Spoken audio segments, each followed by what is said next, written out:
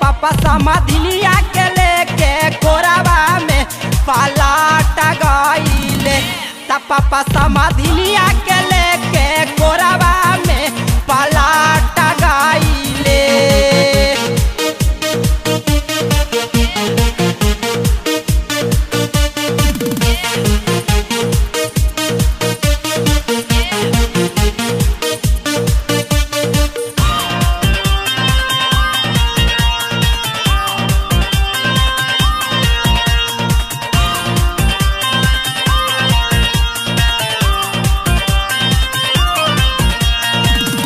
जाला समधिया रोता रहेला एक महीना तक। जाला समधिया रोता रहेला एक महीना तक।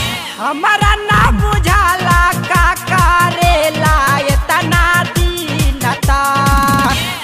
हमके लागता कि मामलाई साला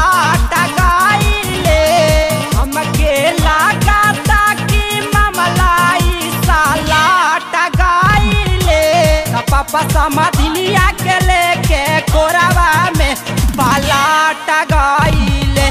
पापा समाधिनिया के लेके कोराबा में पलाट गईले।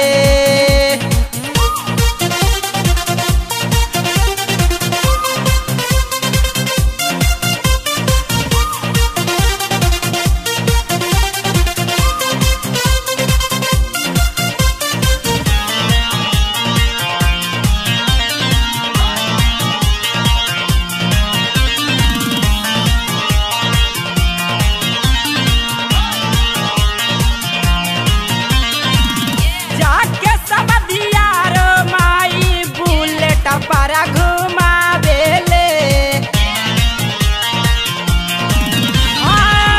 जाके समधिया रो माई बुलेट para घुमावेले। तोहरा से माई एको बात ना बतावेले। लागता कि पापा के मन पलाट गईले। पापा के माने पलाट गईले। पापा समाधिनिया के लेके कोराबा में पलाट गईले। पापा समाधिनिया के लेके कोराबा में पलाट गईले।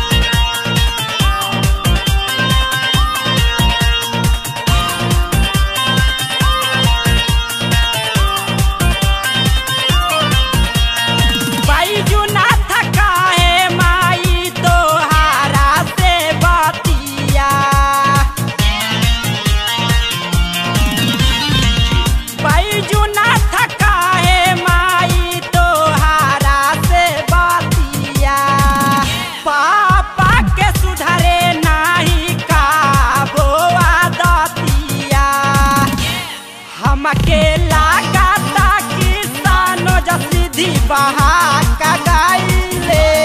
हमके लागता किसानो जा पिंटू बहाक गईले। पापा समाधिनिया के लेके कोराबा में पलाट गईले। पापा समाधिनिया